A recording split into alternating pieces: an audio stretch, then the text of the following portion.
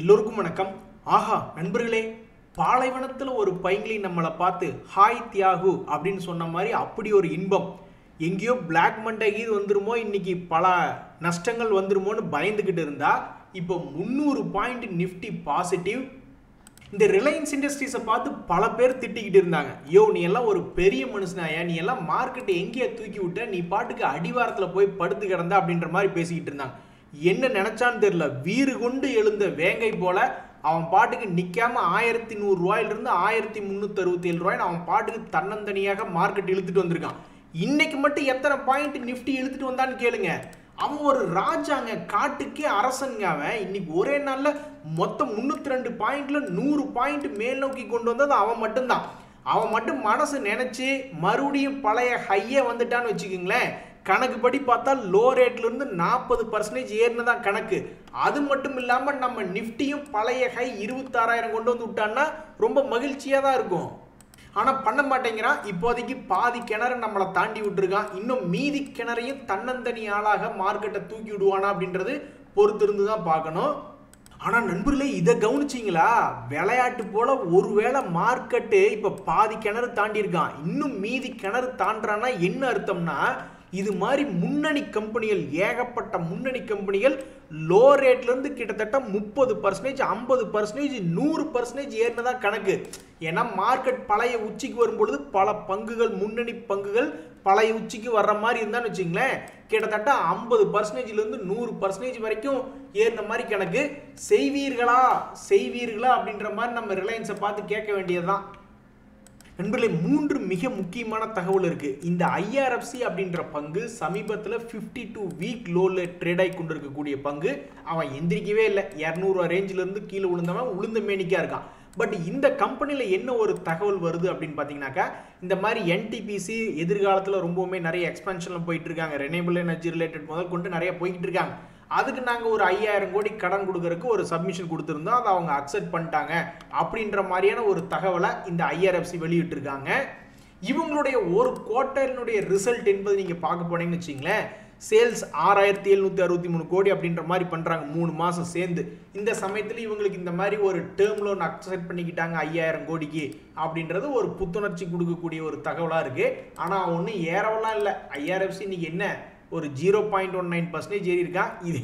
இது ஏறினது ஒன்று தான், ஏறாதது ஒன்று தான்.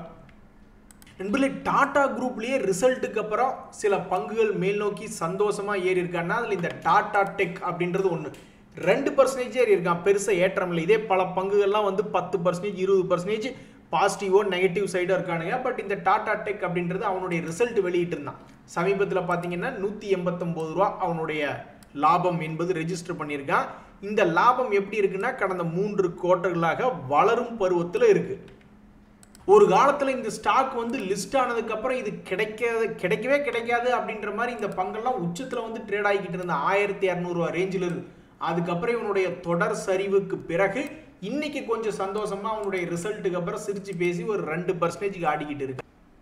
ஸோ இந்த ஏத்தர் எனர்ஜி அப்படின்ற IPOனுடைய பிரைஸ் என்ன போயிட்டு இருக்கு, அதனுடைய சப்ஸ்கிரிப்ஷன் என்ன போயிட்டு இருக்குன்னா 321 ரூபா அப்படின்ற அதனுடைய பிரைஸ் இன்னைக்கு ஸ்டார்டிங் ஆகி போய்கிட்டு இருக்கு. அப்படி ஸ்டார்டிங் ஆகி போயிட்டு இருக்கிறப்ப எவ்வளவு இதனுடைய சப்ஸ்கிரிப்ஷன் அப்படின்னு பார்த்தீங்கன்னா, இப்போ வரைக்கும் வெறும் 0.08% தான் சப்ஸ்கிரிப்ஷன் ஆயிருக்கு. நம்ம ரீட்டைல் இன்வெஸ்டர்ஸ் தான் ஓடி போய் பாதியை நிறச்சி விட்டுட்டாங்க. அவன் ஒரு ஷேர் தர்றான் அப்படின்னாக்கா நம்மளால இப்போ 0.4 வரைக்கும் அப்ளை பண்ணியிருக்காங்க இப்போ ஓப்பனிங் டைம்ல. இதனுடைய பிரீமியம் எவ்வளவு? அவன் 321 ரூபாய்க்கு கொடுக்குறான். கிரே மார்க்கெட் பிரீமியம் இப்போதைக்கு உத்தேசமாக எவ்வளவு போய்கிட்டு இருக்குன்னாக்கா, ஒரு டீ செலவுக்கு கூட இல்லையே அப்படின்ற மாதிரி 5 ரூபாய் நிலைமையில தான் போயிட்டு இருக்கு தற்போதைய நிலவரப்படி. நண்பர்களே, ஃபர்ஸ்ட் ஆஃப் ஆல் இந்த ரிலையன்ஸ் கொடுத்த ரிசல்ட்டுக்கு ஒரு கும்பிடு போட்டு மார்க்கெட் ஏற்றி விட்டதுக்கு ரொம்ப நன்றிப்பா அப்படின்ற மாதிரி சொல்லிக்க வேண்டியதுதான். இந்த சமயத்தில் என்னதான் மார்க்கெட் மேல் நோக்கி ஏறினாலும் ஒவ்வொரு உச்சத்துக்கும் போகும் பொழுது நிறைய பேர் ஹெட்ஜிங் அப்படின்றது பண்ணுவாங்க. ஏன் அப்படின்னாக்கா, என்னைக்கு வேணாலும் அந்த பங்கு ஏதாவது ஒரு சமயத்தில் சரிஞ்சிருச்சுன்னு என்ன பண்ணுறது ஸ்டாக் மார்க்கெட் அப்படின்றதுனால ஒவ்வொரு புது உச்சம் அப்படின்றது போகும்பொழுது பெரிய போர்ஷன் வச்சுக்கிறவங்க ஹெட்ஜிங் அப்படின்றது பண்ணிக்குவாங்க. இந்த சமயத்தில் இந்தியாவுக்கும் பாகிஸ்தானுக்கு இடையில இன்னுமே டென்ஷன் இருந்துகிட்டு இருக்கு. இன்னும் கூல் டவுன் ஆகல, 4-5 நாள் ஆகும் அப்படின்ற மாதிரியான தகவல்கள் வந்துகிட்டு இருக்கு. இந்த சமயத்தில் குவார்ட்டர்லி ரிசல்ட்னால மிகப்பெரிய ஒரு சோகம். வாழ்க்கையில் சோகம்னு சோகத்துக்கு பின்னாடியே போனால் என்ன பண்ணுறது அப்படின்ட்டு இப்போ கொஞ்ச நாளாக இந்த டாடா குரூப்பில் பல பங்குகள் சோகம்னு சோகத்துக்கு பின்னாடியே போய்கிட்டு இருக்கு. அப்படித்தான் ரிசல்ட் கொடுத்ததுக்கப்புறம் இந்த தேஜஸ் நெட்வொர்க் அப்படின்ற பங்கு 11% பக்கம் கீழ் நோக்கி இறங்கி கொஞ்சம் சோகமாக இருக்கு. நண்பர்களே, மிக முக்கியமான இண்டஸ்ட்ரியல் ப்ரொடக்ஷன் டேட்டா அப்படின்றது வருது அப்படின்ற மாதிரி தகவல் படிச்சுக்கிட்டு இருந்தேன். இது நம்மளுக்கு ஏதாவது உதவுதா அப்படின்றது பொறுத்து இருந்தால் பார்க்கணும். நண்பர்களே, உண்மையிலேயே ஷாக் ஆகிட்டோம் நம்ம. அதாவது சமீபத்தில் எய்ச்சர் மோட்டார்ஸ், அதான் இந்த ராயல் என்ஃபீல்டு வெளியிடக்கூடிய அந்த ஸ்டாக்கினுடைய விலை இறங்கவே இல்லை. அவன் பாட்டுக்கு புதிய உச்சங்களை நோக்கி போய்கிட்டு இருக்கான். 52 வீக் லோ என்பதெல்லாம் வரவே இல்லை. இந்த சமயத்தில் 2025 ஹண்டர் மாடல்னு ஒன்று விட்டுருக்கான். இதை பார்த்து நான் ஷாக் ஆகிட்டேன். அதாவது இந்த வண்டியை பார்த்து ஷாக் இல்லை. இது எத்தனை லட்சம் ரூபாய்ன்னு நினைக்கிறீங்க? வெறும் 1.5 லட்சம் ரூபா தான். அவன் ஏதோ சின்ன பைக்கு, ஈவி பைக்கு, அது இதெல்லாம் 1 லட்சம் 1.5 லட்சம்னு விட்டுக்கிட்டு இருக்காங்க. எம்மாம் பெரிய புல்லட்டு இதை 1.5 லட்சம் ரூபாய்க்கு விட்டுட்டு ஒரு மாதிரி புரட்சி மாதிரி பண்ணி வச்சிருக்காங்க. என்ன, நம்மள நிறைய பேர்த்துக்கு இந்த புல்லட் ஓட்டுற வயசை தாண்டி வந்துட்டோம். அது ஒன்று தான் மனசுக்கு கஷ்டமாக இருக்குது. நண்பர்களே, இன்னைக்கு நிறைய பேர்த்தினுடைய மனசுக்குள்ள ஒரு கூல் ட்ரிங்க்ஸ் ஊற்றி விட்டது போல இந்த ஜைடஸ் லைஃப் அப்படின்றவன் தொடர்ந்து காலையிலேருந்து கொஞ்சம் கொஞ்சமாக மேல் நோக்கி ஏறி வந்துக்கிட்டே இருக்கான். இதனால் பல பேர்த்துக்கு மனசு ரிலாக்ஸாக இருக்குது. ஏன் அப்படின்னா இந்த பங்கு ரொம்பவுமே சரிவடைஞ்சு கீழே இருந்துட்டு இருந்த பங்கு மார்க்கெட் ஏறும்போது கூட கொஞ்சம் கூட ஸ்ட்ரென்த் ஆகாமையே ஆடிக்கிட்டே இருந்தான். இன்னைக்கு இவன் கொஞ்சம் பாசிட்டிவ் மொமெண்டம் காட்டினதுனால ட்ரேடர்களுக்கு கொஞ்சம் நிம்மதி பெருமூச்சு. நண்பர்களே, இந்த அவென்யூ சூப்பர் மார்ட்டில் ஒரு தகவல் இருக்கு. 417வது ஸ்டோராக இப்போ கர்நாடகாவில் இன்னொரு புது ஸ்டோர் ஒன்று ஓப்பன் பண்ணியிருக்காங்க அப்படின்ற ஒரு தகவல் வருது. இவன் சரியான மந்திரவாதியாக இருப்பான் போல. ஓம் சாமுண்டா காளி அப்படின்ற மாதிரி 2022 ஒரு 3000 ரூபாய் அப்படின்ற ஒரு நிலையான ஒரு விலையை வச்சுக்கிறான். அதெல்லாம் எப்போ வந்தாலும் சரி, 2022 வந்தாலும் சரி, 2023 வந்தாலும் சரி, அல்லது 2024 வந்தாலும் சரி, அல்லது 2025 வந்தாலும் சரி, எப்போ வந்தாலும் சரி அந்த ஒரு நிலையான ஒரு இடத்த உடைக்காமையே ஆடிக்கிட்டு இருக்கான். அப்படி என்னதான் இந்த லெவலில் இருக்கும்னு தெரியல. பட் இதெல்லாம் போஸ்ட்மார்ட்டம் பண்ணி பார்க்கறதுக்கு நல்லா இருக்கும். அந்த 2022 இந்த இடம் வரும்பொழுது ஒரு மாதிரி கைகால் நடுங்கி உட்காந்துருப்பாங்க நிறைய பேர். அதே மாதிரி 2023 அதே லெவல் வரும்பொழுது பல பேர் கை நடுங்கி உட்காந்துருப்பாங்க. பட் ஸ்மார்ட் மணி கான்செப்டில் இருக்கிறவங்க எடுக்கத்தான் செய்வாங்க. ஏன்னா அவங்களுடைய கான்செப்டே கீழே சப்போர்ட்டில் விழுந்து எடுக்கிறது தான். அதே மாதிரி இப்போ கூட சமீபத்தில் 2025 3200 ரூபா கீழே விழுந்தப்ப பல பேர் கைகால் நடுங்கி உட்காந்துக்கிட்டு இருந்திருப்பாங்க. இருந்தாலும் அந்த மந்திரவாதி மாதிரி கரெக்டாக அந்த சப்போர்ட்லேருந்து எகிரி இருக்கான். ஸோ இந்த அவென்யூ சூப்பர் மார்க்கெட்டில் 417 ஸ்டோர் மொத்தமாக ஓப்பன் பண்ணி வச்சிருக்காங்க அப்படின்றதான் முக்கியமான தகவலாக இருக்குது. நண்பர்களே, இந்த இண்டஸ்இண்ட் பேங்க் வச்சிருக்கிறவங்களுக்கு மிக முக்கியமான தகவல். கடந்த 2-3 மாத காலமாக ஒரு முக்கியமான தகவலுக்காக வெயிட் பண்ணிக்கிட்டே இருந்தால் அந்த தகவல் வெளியே வந்ததுக்கு அப்புறமேவும் அவன் 700 ரூபாயிலிருந்து 800 ரூபாய்க்கு மேலே இப்போ 50 டேஸ் மூவிங் ஆவரேஜை தாண்டி தான் ட்ரேட் ஆகிட்டு இருக்கான். ஸோ கீழே குமிஞ்சு பார்த்தா தற்போதைக்கு 600 ரூபாய், மேலே அண்ணாந்து பார்த்தா 1100 ரூபாய் அப்படின்ற மாதிரி நடுவில் ஒரு இடத்துல உட்காந்துருக்கான். இப்போ இதில் என்ன ஒரு தகவல் வருதுன்னா, ஓகே ஃபுல்லாக எல்லா ஆடிட்டையும் முடிச்சிட்டோம். மொத்த கணக்குப்படி பார்த்தா அட்வர்ஸ் அக்கௌண்டிங் இம்பேக்ட் எவ்வளோ வருது அப்படின்னு பார்த்தீங்கன்னா 1959.98 கோடி வருது. இதை நாம் இனி அக்கௌண்டிங்கில் உள்ளே கொண்டு வரணும் அப்படின்ற மாதிரியான ஒரு தகவல் வெளியிட்டிருக்கு. ஸோ இவங்களுடைய இன்வெஸ்டிகேஷன் அப்படின்றது கம்ப்ளீட் ஆயிடுச்சு. இனி இதுக்கப்புறம் எவ்வளவு பணம் அப்படின்றத கண்டுபிடிச்சிட்டாங்க. இனி அக்கௌண்ட்டுகளை இம்பேக்ட் ஆயிரும். இனிமேலாவது இந்த பங்குக்கு ஏதாவது நல்ல காலம் பிறக்குமா இல்லையா அப்படின்னு ட்ரேடர்கள் பார்த்துக்கிட்டு இருக்காங்க. நண்பர்களே, ஒரே குட்டையில் ஊர்ன மட்டைய மாதிரி இந்த ஜிஆர்எஸ்சி பங்கு, கொச்சின் ஷிப்யார்டு பங்கு, ஹெச்ஏஎல் போன்ற பங்குகள்லாம் பல நாட்களாக வெள்ளக்கொடி காமிச்சு படுத்துட்டாங்க. இங்கே பார்த்தீங்களா, ஜிஆர்எஸ்சி அப்படின்ற பங்கு இந்த கரெக்டாக 2 டேஸ் மூவிங் ஆவரேஜ் கிட்டே சுற்றிக்கிட்டு இருக்கான். தாண்டறக்கு முயற்சி செய்கிறான், கீழே போகிறான், மறுபடியும் தாண்டறக்கு முயற்சி செய்கிறான். இப்படியே வெள்ளக்கொடி காட்டி படுத்துக்கிட்டு இருக்கான். அதே மாதிரி தான் இந்த கொச்சின் ஷிப்யார்டு போன்ற பங்குகளும் அவனு இன்னும் டெசிசிவாக 2 டேஸ் மூவிங் ஆவரேஜ் தாண்டல. அவனு 2 டேஸ் மூவிங் ஆவரேஜ் கிட்டே அப்படியே வெள்ளக்கொடியை காமிச்சிக்கிட்டு அப்படியே இப்போ அப்படி நின்றுக்கிட்டு இருக்கான். இந்த சமயத்தில் திடீர்னு என்ன நினைச்சானுங்களோ தெரியல, இன்னைக்கு எல்லாம் 10% சில பேர் ஏறியிருக்கான், 7% ஏறியிருக்கான், ஹெச்ஏஎல் 5%. ஒருவேளை பாகிஸ்தானுக்கு இந்தியாவுக்கு ஏதாவது பதட்டம் அதிகமாகுதா, ஏதாவது ரொம்பவுமே அதிகமாக ஆர்டர்கள் போயிட்டு இருக்கு என்ன அப்படின்றது தெரியல.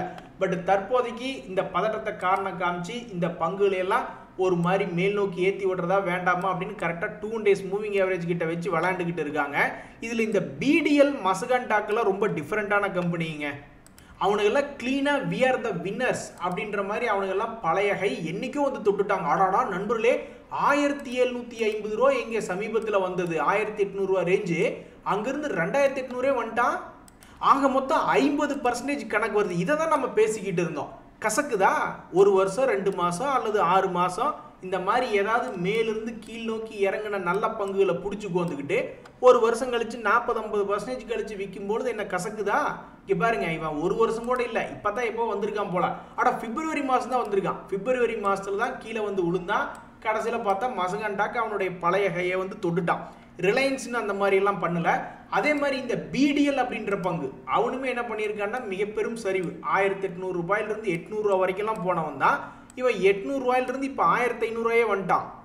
கிட்டத்தட்ட 62%. ஸ்டாக் மார்க்கெட் ஒரு அமுது சுரபி அப்படின்றதுல எந்த விதமான மாற்று கருத்தும் இல்லை. இவனும் மார்ச் மாசத்துல தான் இந்த மாதிரி கீழே 900 ரேஞ்சுக்கு வந்து விழுந்தான். இப்போ 1500, ஆல்மோஸ்ட் 60 to 70% என்பது மேல் நோக்கி ஏறி இருக்கானுங்க. இவங்களுக்கெல்லாம் எப்போ விடிவு காலம் வரும்னு தெரியல. ஜிஆர்எஸ்சி, கொச்சின் ஷிப்யார்டு, HCL போன்ற கம்பெனிகளுக்கெல்லாம் எப்போ விடிவு காலம் வரும்னு தெரியல. அவ்வளோதாங்க ஸ்டாக் மார்க்கெட்டு. பொறுமையாக கரெக்டான ஒரு பங்கை வாங்கி கரெக்டான இடத்துல வாங்கி பொறுமையாக உட்காந்துக்கிட்டு இருந்தால் போதும். பெரிய மைசூர் மகாராஜா மாதிரி நம்ம எதிர்காலத்தில் வாழ்றதுக்கு வாய்ப்பு என்பது இருக்குது. இந்த சமயத்தில் சொனாட்டா சாஃப்ட்வேர் அப்படின்னு ஒரு பங்கு ஊரே திருவிழா எடுத்து சந்தோஷமாக ஆடிக்கிட்டு இருக்கு. பல்வேறு கம்பெனிகள் 50%, 60% கீழிருந்து மேல் நோக்கி ஏறி வந்துட்டான். ஆனால் இவன் தூக்கத்திலிருந்தே எந்திரிக்கலை அப்படின்ற மாதிரி இந்த சொனாட்டா சாஃப்ட்வேர் இவனு எவ்வளோ இறங்கியிருக்கு அப்படின்னு பார்த்தீங்கன்னா 850 ரூபா ரேஞ்சிலிருந்து வெறும் 300 ரூபாயெல்லாம் போயிட்டான். அதுக்கப்புறம் இப்போ 360 ரூபாயில் ஆடிக்கிட்டு இருக்கான். இந்த சொனாட்டா சாஃப்ட்வேர் அப்படின்ற கம்பெனி தற்போது வரைக்கும் ஒரு லாபம் செஞ்சு கொண்டு இருக்கக்கூடிய ஒரு கம்பெனியாக இருக்குது. என்ன ஒரு பிரச்சனைனா அவன்கிட்ட லாபத்தில் வளர்ச்சியே இல்லை. அது என்னமோ கரெக்டாக எழுதி போட்டாப்புல 106 கோடி 106 கோடி 105 கோடின்னு ரொம்ப ஈக்குவலாக இந்த மாதிரி ரொம்ப ஃப்ளாட்டாக கொடுத்துருக்கு அவனுடைய profit. But profit earnings growth தான் ஒவ்வொரு குவார்ட்டருக்கும் போன குவார்ட்டரை விட அதிகமாக லாபம் என்பது தான் ஸ்டாக் மார்க்கெட்டுக்கு தேவைப்படுது. அந்த ஒரு காரணத்தினாலேயே இவனை கீழே உட்கார வச்சுட்டு கொண்டிருக்காங்க இவ்வளோ நாளாக. நண்பர்களே, சும்மா சொல்லக்கூடாது. பல பங்குகள் நம்மளை தனியாக புலம்பு விட்டுக்கிட்டு இருக்கு. இந்த சொனாட்டா சாஃப்ட்வேருமே இந்த ஷேரை யார் வச்சிருந்தாலும் இப்போ அவன் தனியாக வந்து புலம்பிக்கிட்டு இருப்பாங்க.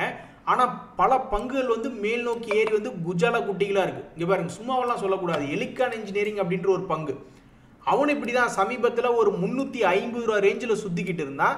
இப்போ 550, ஒரு பங்குக்கு 200 ரூபா ஏறி வந்தது மட்டும் இல்லை, கரெக்டாக சென்டர் பாயிண்டில் இருக்கான். 2 days மூவிங் ஆவரேஜ் பக்கத்தில் வந்து அப்படியே ஆடிக்கிட்டு இருக்கான். மேலே அண்ணாந்து பார்த்தா 760, கீழே திரும்பி பார்த்தா மறுபடி 350 அப்படின்ற மாதிரி ஒரு சென்டர் பாயிண்டில் வந்து நிற்கிறான். இனி இவன் என்ன பண்ண போகிறான் அப்படின்றது தெரியல.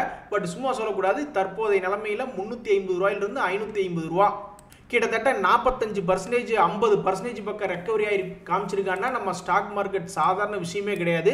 இது ஒரு அமுத சரபி தான். கரெக்டான இடத்துல வாங்கி கரெக்டாக சில மாதங்களோ சில வருடங்களோ வெயிட் பண்ணாக்க இவன்லாம் லாபம் என்பது அசாதாரணமான லாபம் தான். இன்றைய தகவல் அனைத்து உங்களுக்கு உதவியாக இருந்ததுன்னா எனக்கு சந்தோஷம் தான். ரொம்ப நன்றி, வணக்கம்.